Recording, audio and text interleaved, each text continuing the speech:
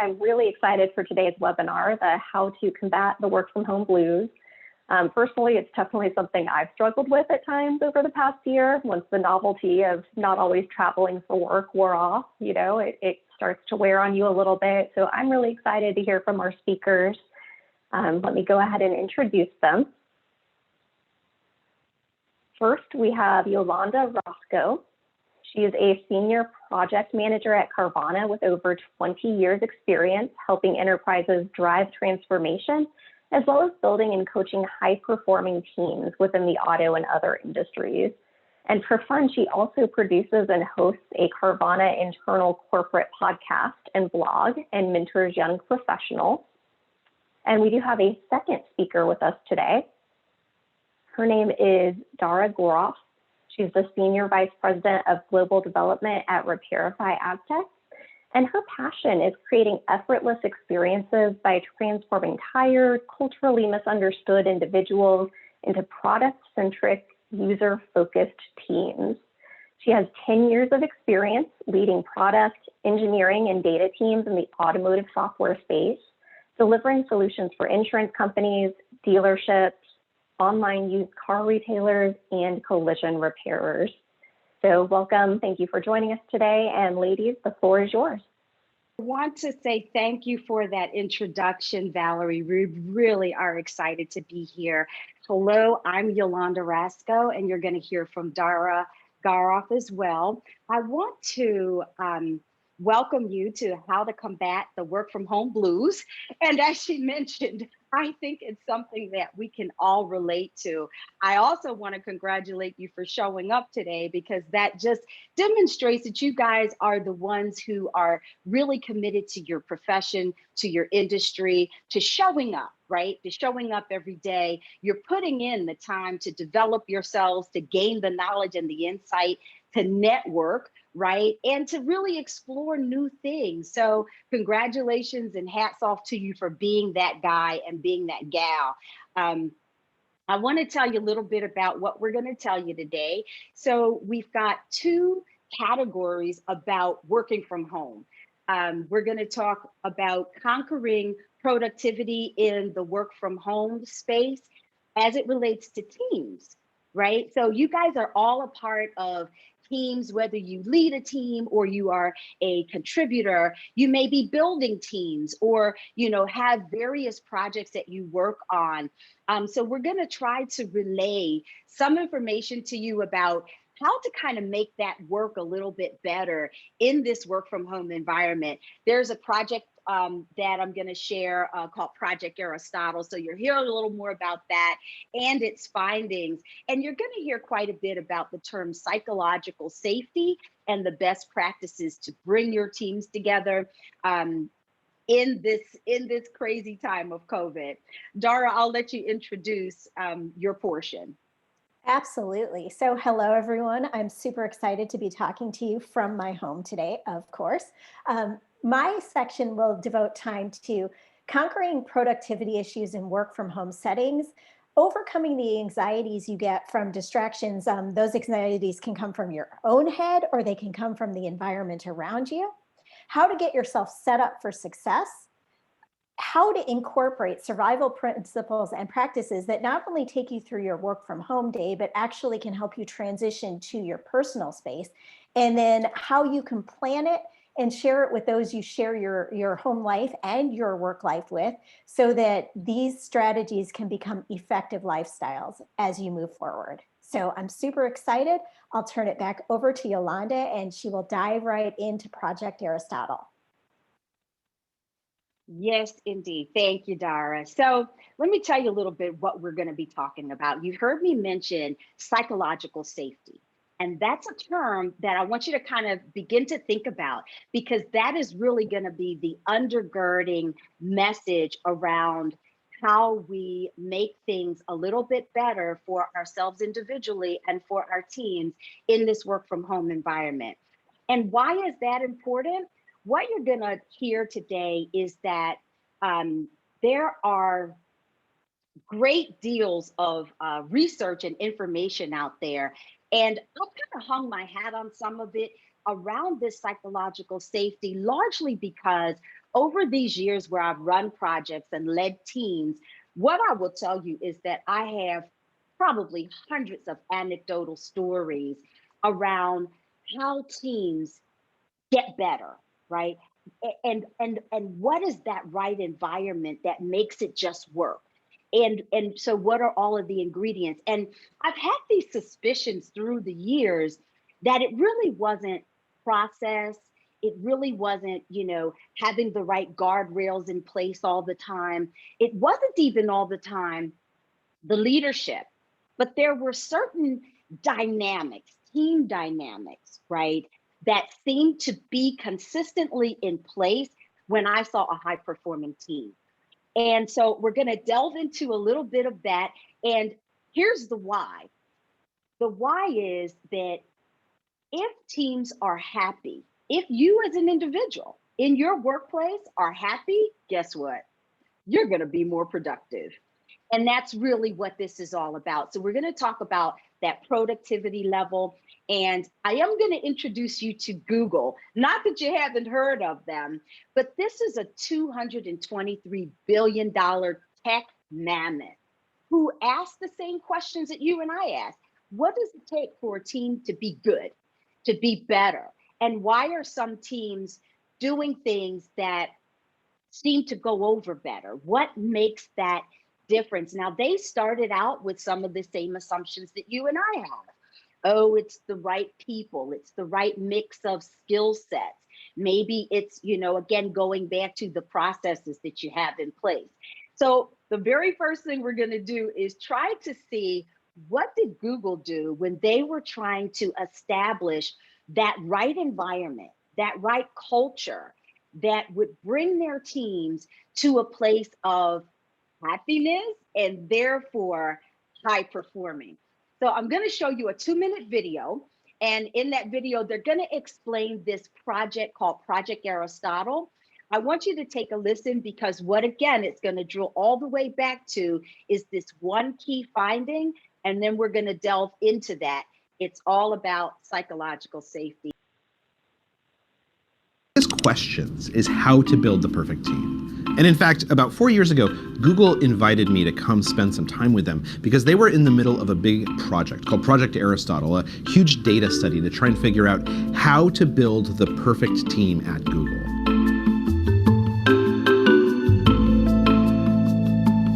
Initially, their hypothesis was that the best teams are teams where you put people together who like each other, right? Maybe you need a good mix of extroverts and introverts. Maybe you need people who are friends away from the conference room. And so they looked at the data and they did experiments, and they found that who was on a team actually didn't matter at all. They couldn't find any correlations between team membership and team success. So then they started looking at how a team interacts. And this is where suddenly everything became clear. Because what they found is that the people who are on a team matter much, much less than how those people interact. That you could have enemies on a team together, or you could have strangers or friends or people who don't get along, or all introverts or all extroverts. And as long as they treat each other a certain way, as long as there's a certain culture, then that team will gel. So as they started looking at these behaviors, what they found was that there were two in particular that mattered more than anything else. The first was called equality in conversational turn-taking. During a meeting or a set of meetings, if everyone speaks at roughly the same amount, then that team is much more likely to succeed. But just speaking isn't actually enough. The second characteristic that teams need in order to do well is called ostentatious listening. That basically, in addition to encouraging you to talk more, I, as a team leader or team member, have to show you that I'm listening by doing things like repeating what you just told me or closing my computer so I can make eye contact with you. If you have these two characteristics, conversational turn-taking and ostentatious listening, it creates what psychologists refer to as psychological safety. And psychological safety is shown as the single greatest correlate with a group's success. When a group feels like they are psychologically safe with each other, you unlock their best ideas, their ability to work together, their innovative capacities. Google's fundamental belief, as is true for many other companies, is that it's only when a team comes together that you actually get the best ideas out of each person and the best work at getting things done. I hope you got something out of that 2-minute video. Largely, the key takeaway was that this mammoth of a company tried to explore what are the key things that allows a team to go forward. And in the context of working from home, I will tell you that I think that psychological safety is probably even more important to establish as a framework for building the culture and building the language within the team. And I want to delve into a little bit more about what the top findings were in that Google study. So again, they went back and did a survey of about 180 of their teams. And they were first looking for, whether it was the teammates were good fit for one another, or, again, was the skill set there? Did they have the right team dynamics? But the outcome of the survey was so surprising. It just kind of took everybody 3 steps back to really go back and say, oh my goodness, it was that the environment was established for people to thrive. They were dependable. They could make a commitment and keep it. When one of their teammates said, oh, I'll have that document to you on Tuesday afternoon, they had it to them on Tuesday afternoon. That's what I mean by dependability. They had structure and clarity. So they had roles and goals and processes. They knew what they were supposed to achieve, who owned it, when things were expected. And here's the thing that their millennials found as even higher impact or more important to them. And that was meaning and impact or personal significance, and that their work was purposeful. So it felt like their millennials spent more of their energy being sure that they understood their contribution to the project or their contribution to their team or to their department. And I wonder if you guys can say, out of numbers 1 through 4, would you say that meaning and impact, and you can just share a quick emoji, would you say that meaning and impact for the people that you know, as well as yourself, hold a higher level of significance than dependability and structure? And let's just see quick emojis for meaning and impact. Yeah. And so how many of you find that dependability and structure mean more to you than meaning and impact? Vote on the dependability. Yeah. And then let's go all the way to this final messaging that they came away with around psychological safety. Now, what the heck is that really? It turns out that psychological safety is really about feeling free to express yourself. If your ideas are heard, if your voice in a meeting is heard, if you're not being talked over, if people ask your opinion, if your opinion is actually factored into the solution, then people feel like they are truly a part. Now, that's kind of the human experience. And how do we create that in the world where we don't see each other? How do you foster that psychological safety and allow people to feel good about being a part of the environment and being ready to contribute? Well, in the video, he talked about a few things: interpersonal settings, right? Creating an opportunity for people to share their thoughts. So kind of going one by one in a meeting and asking everybody their thoughts. Now that could really eat up a lot of time, right? So I don't always buy into it at the time of a meeting. What I would say, and especially in the time when we don't get to talk to each other all the time, I would say that we can also create those interpersonal opportunities for people to voice their thoughts and ideas.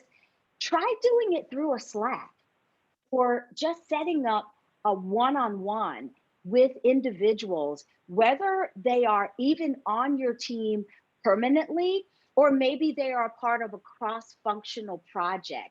when we don't have those opportunities to run into them in the hallway, right? Talking about working from home, that's usually how I was able to kind of get input from someone or say, hey, we're going into this meeting at 2 o'clock. I know you've got some great ideas. Be sure to share it. We don't have those kinds of moments when we are working from home. But that doesn't mean that we can't create those moments. So I say, instead of, running into them in the hallway, be sure to find the right opportunity to tap them on the shoulder and make them feel included, whether it be before the meeting or after the meeting. Or if you guys are establishing the baseline, let's say, for the next bit of work that you're doing, or trying to structure how you're going to move forward on an effort. Individually, you might want to just gather a bunch of ideas before the meeting, but look for creative ways to include people. That inclusion, whether it's virtual or face-to-face, is probably one of the biggest keys to that psychological safety. They talk about engagement as well, and listening, right? He called it ostentatious listening. Okay, that's a great word, but what the heck does that really mean? Some of us might call it active listening or empathetic listening. And I like those too, because it's a little bit more, familiar to me. But what that means is, when we're engaging one another, we are truly finding a way to get connected. I like to tell the story about when I worked for General Electric, for GE. And that was a time in my career where I don't know if you know about GE, but they work you. I mean, you are gonna really work. And it was probably one of the more successful times, because I made President's Club. And President's Club is where, out of all of the performers, you just kind of rise to the top for all of the metrics. Now, I only tell you that because at the time that they awarded me with President's Club Award, and the room is full of thousands of people, they're cheering for you. It's the best feeling in the whole world, right? It's what we all, strive for, is to be good at what we do and to be recognized for it. Well, they asked me, well, what did you do differently this year that allowed you to rise to the level of President's Club? And the one thing that I mentioned was that I read The 7 Habits of Highly Successful People. And there were a couple of key tenets in that book. And the second book was Servant Leadership. And the tenets in that book really go all the way back to paying attention to other people first. In a work from home environment, we are really centered on, how do I make this work? Technology isn't doing well today. What do I do here? How does this happen? You've got so many distractions. But what I will tell you is that what will allow you to rise to the top in this work from home environment is paying attention to other people first. And it's really just a shift in mindset. It's about thinking about, am I really listening? Am I tuned in? Just challenge yourself. We can come up with all of the right words and language about how to build those interpersonal experiences: ostentatious listening, active listening, empathetic listening, blah, blah, blah. But it really boils down to paying attention to other people. And I'm going to go forward with best practices on how to get to some of that. So the one that I like the most are these 15-minute touch points. Now, again, going back to, I'm one of those people, like, I walk down the hall, I'll see you, I'll chat. I may see you in the lunchroom and decide, oh, I'm going to grab my lunch and have lunch with Dara. She's in the lunchroom. Those are the impromptu moments that build relationship, right? But when we don't have that, what in the world do we do now? So again, going back to 7 Habits of Highly Successful People, they taught me to plan. And then the servant leadership taught me to pay attention to other people. Same thing, but different language. So these 15-minute touch points in a virtual world, it recreates the opportunity intentionally to establish those relationships, to give voice, right, to other people, to their ideas and thoughts. So if you're a team lead, I would encourage you to establish those 15-minute one-on-ones with people on your team, not just to ask about progress on a project, but to find out how they're doing. You know, what's going on with you? How's the dog? How's the cat? You know, have you figured out where you're going to, you know, if you're going to take the shot, if you're going to take the vaccine, you know, spend that time, that 10 or 15 minutes intentionally, not just accidentally stumbling up on somebody in the office, but really being deliberate about it. And then the one other area that I like is celebrations. I like being deliberate in a work from home environment about celebrating. It might be a virtual happy hour, it might be a monthly birthday club. But believe me, those types of gatherings become even far more important now in this virtual world to create not just that psychological safety, but truly create a culture and an environment where we as teammates can be happy and then, of course, productive. Okay, so there's one other thing I want to talk about when it comes to working from home, and that's how you deliver your messages. So we all like to use different tools like Slack or Teams for chatting. But when it comes to going beyond just that basic quick one-liner, I am suggesting that in this world where we're working from home, format matters. You know, we tend to type in Slack very conversationally, and that's all good. But what I would suggest is when we are trying to create, to get the right behavior, I think it's important to be really clear and format your thoughts. Think about not just what is the key message, but maybe bold one word or two just to emphasize it. Because think about it, in this world of work from home, I probably get 3 times more Slack messages now than I got before. So how do I filter through that and figure out what is the most important thing that I need to see? Formatting matters. Use your color, use your bold, use your italics, use emojis and GIFs. I think those are very cool. And if you have content that you really want to, that gets really complex or technical, I say forget Slack and email altogether and get on a call. Just do a quick 3 to 5 minute call. It's going to save you a ton of time, and it will probably allow you to get your thoughts out a lot more easily. So just as a reminder, psychological safety, create that environment where people feel that they can speak freely, where they feel comfortable and they feel heard and they feel welcomed. And then, of course, don't forget active and empathetic listening.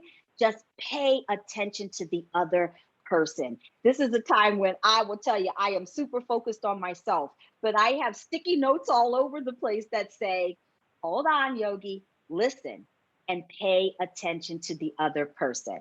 I'm going to pass the baton to my friend Dara Garoff. Dara, take it away. Excellent. Thank you, Yolanda. Hi, everyone.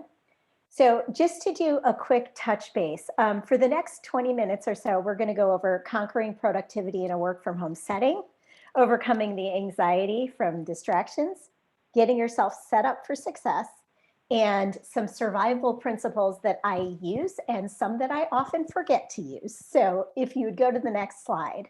All right, guys. So the woman in the middle could have been me the other day because, as I said, sometimes you know the best practices in your life, but you forget to use them. A couple of days back, I had scheduled a break in my calendar because I knew that a home inspector was coming over. And they were going to be going through the house. I'd probably have to let them in the front door, take them to the back door. There was all this stuff going on, blocked my calendar out. And as we often do, my boss scheduled a meeting right on top of the calendar block I put in, and I didn't tell him no. I could have told him no. I said, sure, I'll take the meeting. And indeed, the home inspector came over while I was in the middle of the meeting. And not only that, my landscaper showed up unexpectedly and started mowing the lawn right in front of my office window. So I was in the middle of having a very important meeting with people tromping through my house and a lawnmower outside the front door. And I was about ready to panic. I was screaming. I was like, oh my God, my head was ready to explode, right? So back in the day before most of us were pushed to working from home, I am sure that we had the thought that this is, working from home is going to be a utopia. I won't have an hour-long commute every day where I'm sitting in my car and I'm wasting all of this time. I'm going to get to the gym and be healthier because, man, I'm going to have all this, free stuff going on because I don't have to leave the house. And then reality hits. It's not just you working from home. It's you and the tyranny of the distractions that you can make for yourself, whether you're sitting at work and you're thinking, oh my gosh, I'm home, so I might as well do some laundry. And there's some dust on the floor in the corner. And I have bills I should be paying. And they're sitting on your desk at the same time where you're trying to work and the bills are screaming at you, right? So that's self-imposed tyranny. But then there is the fact that all of the natural barriers between who you are as a roommate, a spouse, a parent, someone who might be taking care of an elderly parent, all of those barriers that used to be naturally imposed by the fact that you would change your clothes in the morning, you would get in a car, you would move on to the office, you'd walk in the door in the office and your mindset would shift to work and you'd be in a space that was devoted to your work. And then you reverse that whole thing going home, right? You've got the whole, I'm leaving the office door, you maybe stop at the gym on the way home. And by the time you get home, you may be wearing a completely different version of you from the top to the bottom with the clothes that you're wearing if you stop for the gym. But mentally, you're a completely different version of you. Those barriers came down. And you have the mental confusion of trying to be everything to everyone while you're sitting in a place that doesn't change. Your stimuli is uncontrollable in some ways. And the things that used to make you happy throughout the day, Yolanda made a really good point. The water cooler chat, the seeing a friend in the lunchroom, the fact that sometimes maybe you walk in your office and it's decorated for a holiday, or you're driving to the office and you see something unexpected and beautiful on the way to your commute. All of those things got erased in almost a fell swoop for a lot of us. So there are issues with working from home that I think a lot of us didn't anticipate. And even those of you who maybe had a remote job from the get-go, it got compounded potentially this year or the last year because suddenly your roommates or your spouse or your kids were also in that space that you had devoted to yourself. So I like to have engaging conversation, just, show of quote unquote emojis or hands. Do any of you feel like this is your life in the past, 12 months or so? Can anyone relate?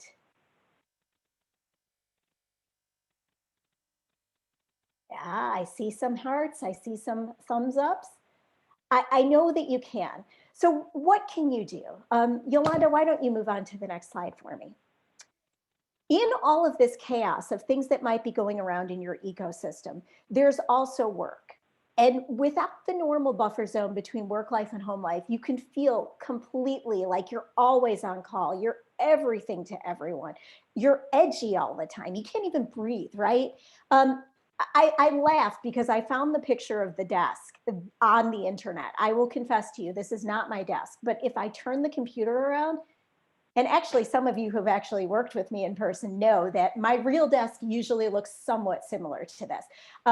I'm organized forward facing.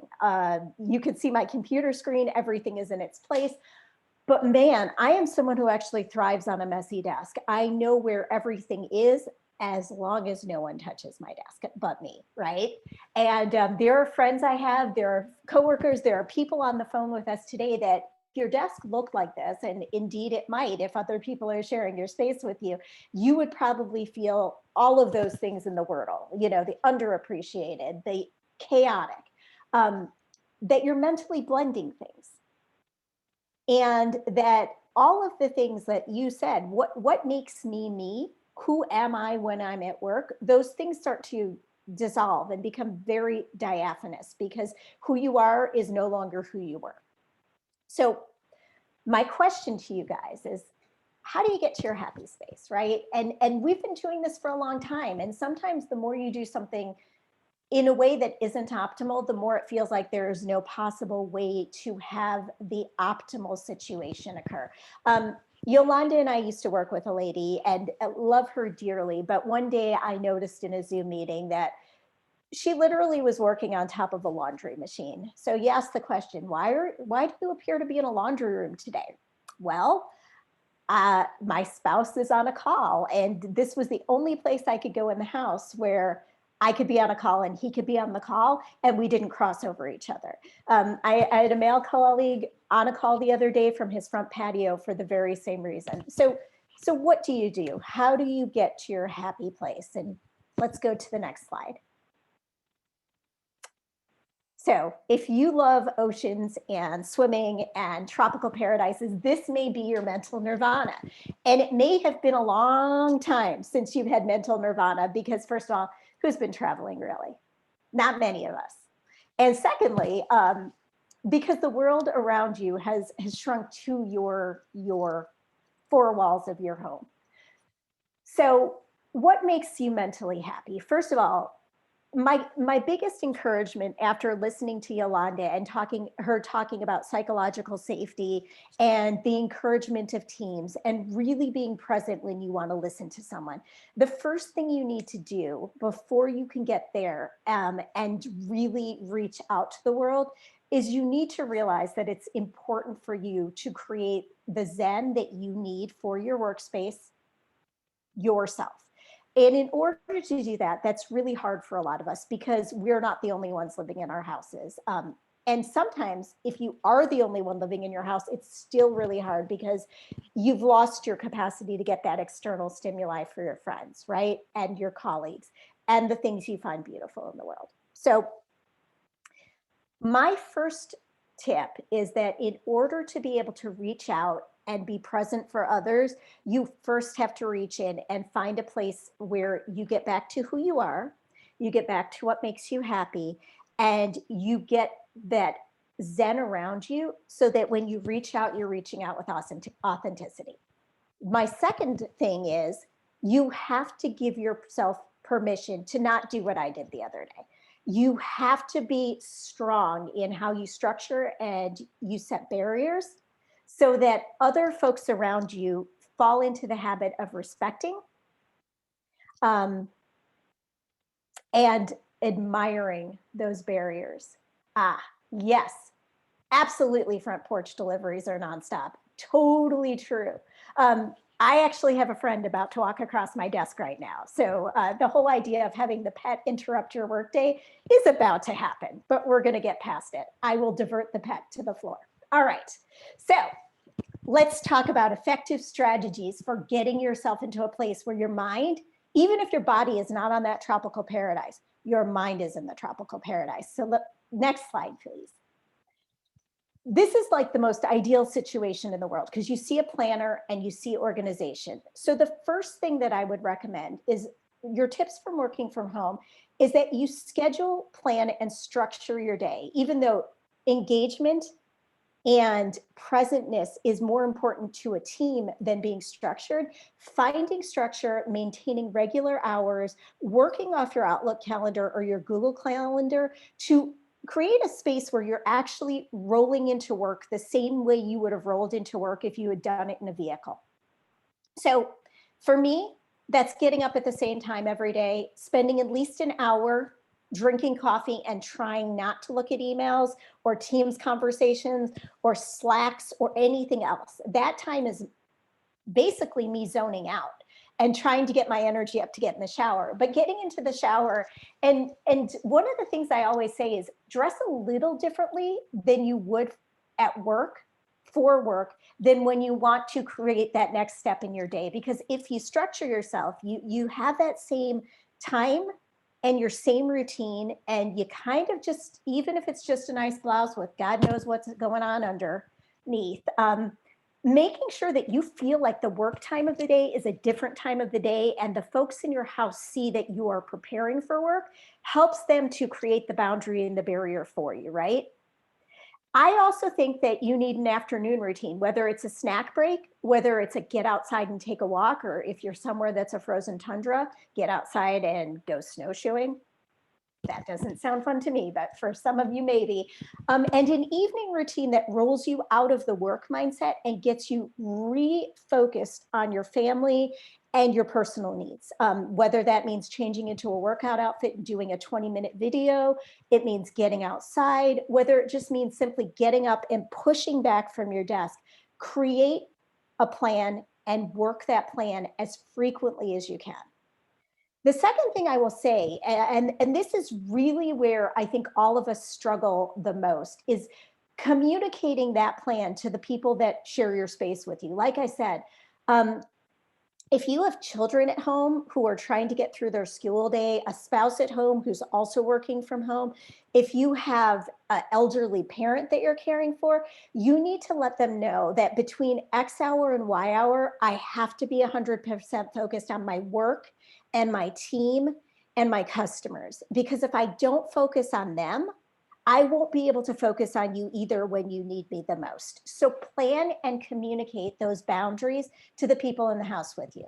Sometimes, like I said, easier said than done. There are interruptions that are unplanned that come in through the day, but you can also make a plan with the children in your house, the spouse in your house, your roommates, your parents, that during certain hours of the day, they handle the deliveries at the door. During certain hours of the day, they maybe answer the house phone if anyone still actually has a phone that's a landline going into their house. I'm not sure.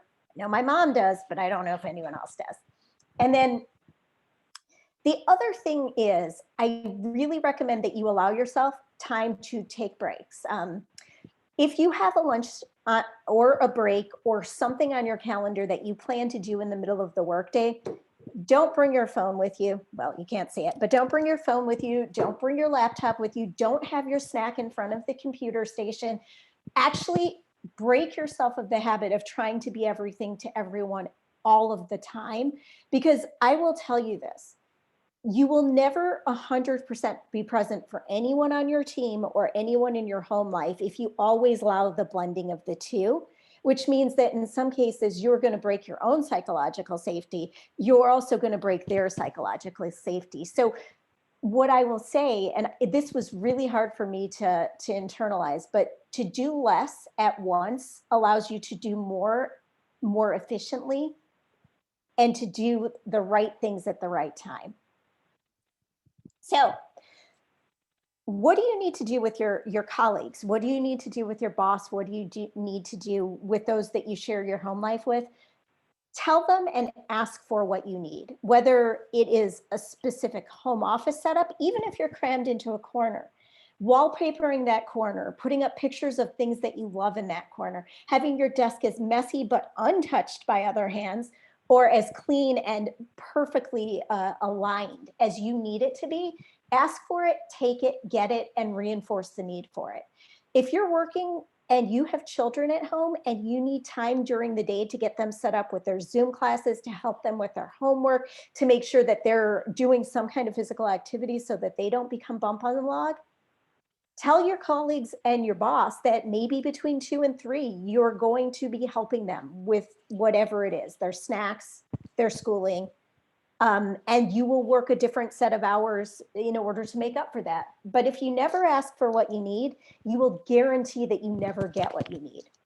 And the last bit of advice I have on finding your happy is make sure that the space you use for work is off limits to others. And also don't go in the space that you use for work when you're not supposed to be working. Because the minute you get close to that workspace, you're going to find a way to get back into your emails and your Slacks and just check up on the last thing your developers did, or the last thing that your coworker did, or did your boss need anything from you? So be sure that not only are you enforcing these boundaries with those you share a life with, both professionally and personally, you need to enforce them yourself. So, does anyone have any questions for me?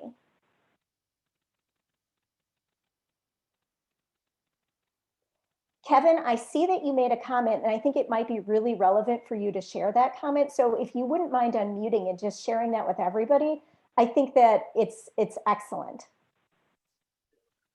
Sure thing.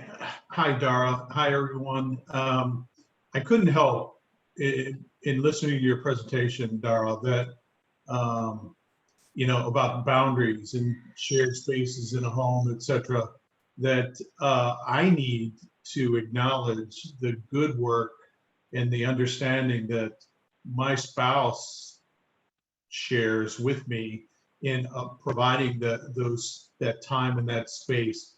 I mean, when I report into the office every day, she knows it is very respectful of that time. And I have not really done a great job of saying, hey, you know what, I sure do appreciate that. So anyway, just an idea that came to me as you were presenting, and really good content today. Thank you.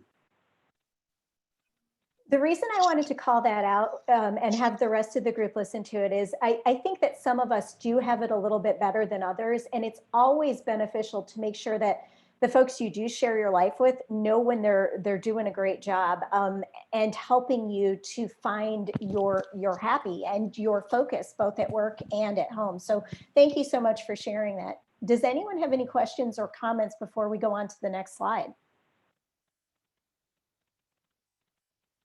All right, so what I would like to leave the group with more than anything is we all have the opportunity to say, I got this.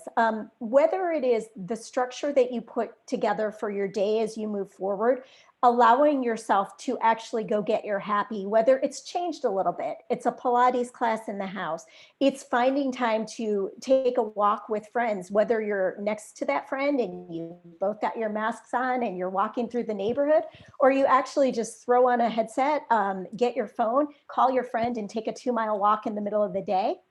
Making sure that your distractions have a solid and safe place where they can still feel like they're with you, but not correctly in your face, like my little friend who's on his cat tree right now, who somehow didn't interrupt this meeting miraculously. He must have understood the topic.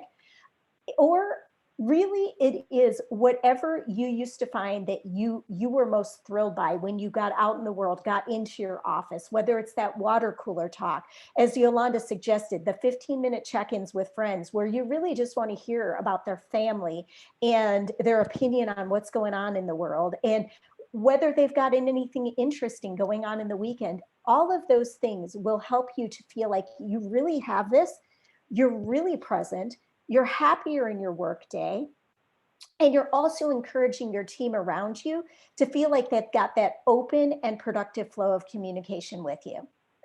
And I also think that as you guys take away things from this presentation, whether it's a restructuring of your office at home, a revamping of how you engage with your employees, and sometimes just having that time where you put away the work concerns and you deal only with the personal concerns. I think sometimes what you need is that accountability of coming back to this presentation and thinking, am I as present as I want to be? Is my day structured in a way that makes me feel great about myself so I can feel great when I'm in the office and I'm with my family? And sometimes it's the accountability of finding someone else who's been through a presentation like this, and where you can go back to them and say, look, I really screwed it up today. I had 4 meetings scheduled at once when I knew that the home inspector was showing up. Talk me back off my ledge. Whatever it is that you guys can get back to, where you mentally feel like every day you're punching the wall and saying, I got this. And that way you are actually doing less at once, which is allowing you to do more in life. So we're coming close to the end of the time that we had together. I want to ask one last time, does anyone have any questions for me or any questions that you thought of for Yolanda before we close?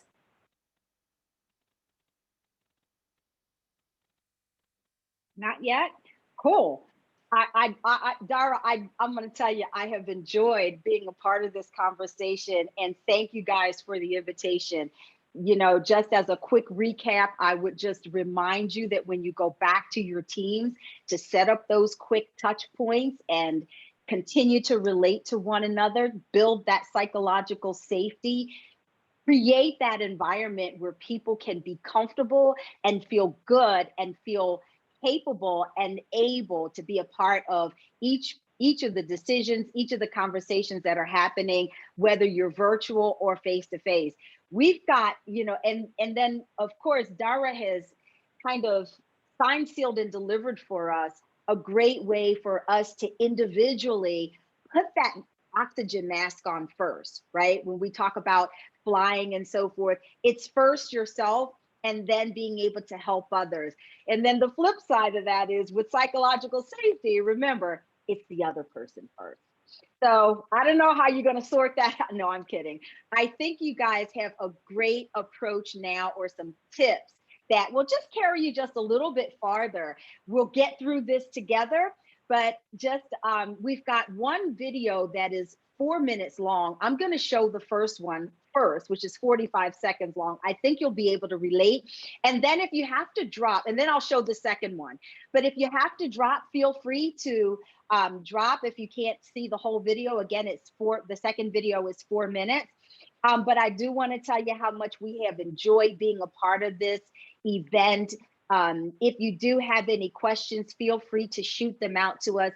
The host of this event have our contact information. And congratulations again for being a part of this creative series that Win has put together. You guys are awesome. And I just hope that you are able to find a way to find your happy place. Thanks, everybody. I'm going to show this 45-second video. Hey, can you hear me? Can you hear me? Can everybody hear me? Are we waiting on anyone? Can everyone see my screen? Oh, there we go. Welcome to my kitchen. Look at your little cat. His wife's also working from home, so he's just hopping into their closet. Oh, sorry. I think you're muted. I think you're on mute. I think you're muted. You're on mute. Your backyard is gorgeous. Yeah, I should get a dog. You look so nice. Why? What was that? What was that? What was that? My internet is being so weird today. Standing desk, Dropbox, screen share, soft pants, ergonomic, active sitting, Google Sheets. It's actually designed to wobble like this. Look at this view. Keeps me moving. I can hear literally every single word my neighbor says. Oh, lost you for a sec. Let me just slack you a paper doc. Gotta stay hydrated. Definitely. 100%. That's the only way we're gonna drive cross-functional alignment, you know? Oh, we got a visitor. What was that? It works. And now I'm talking to myself. Hey, can you hear me?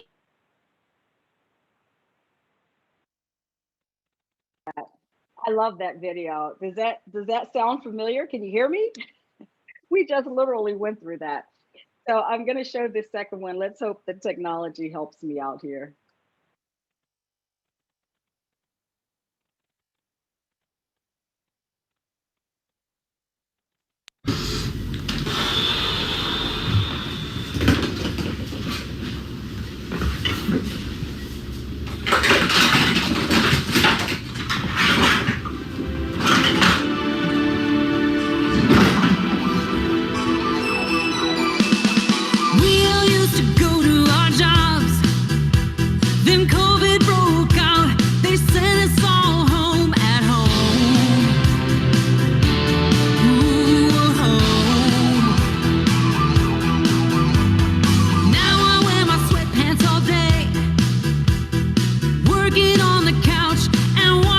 TV at home.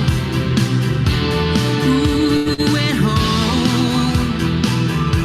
You say we gotta stay home, but we can walk the dogs.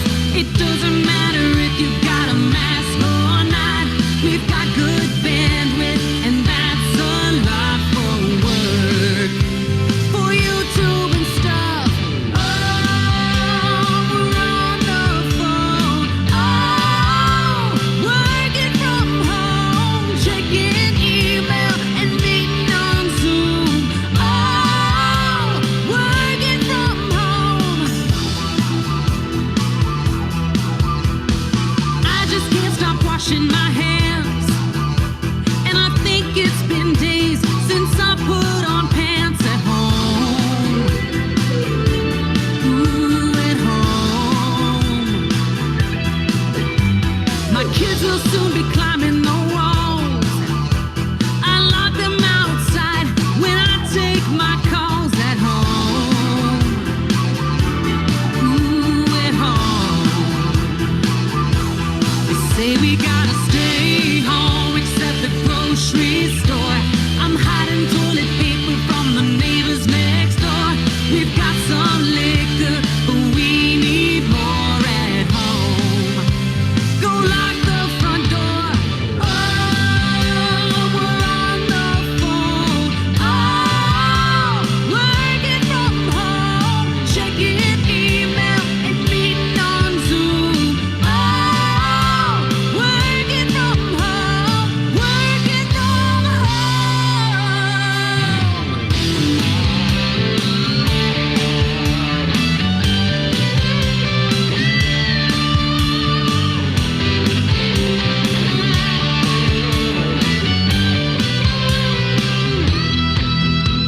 Ooh, we've gotta hold on and do our jobs. Watching Netflix 'cause it's all that we've got. Oh, we're watching movies. Oh, and Rocket Bon Jovi. Shut up your door, unmute the microphone. Oh, working from home. Oh, we're on the phone. Oh, working from home, checking email and meeting on Zoom. Oh, working from home, working from home.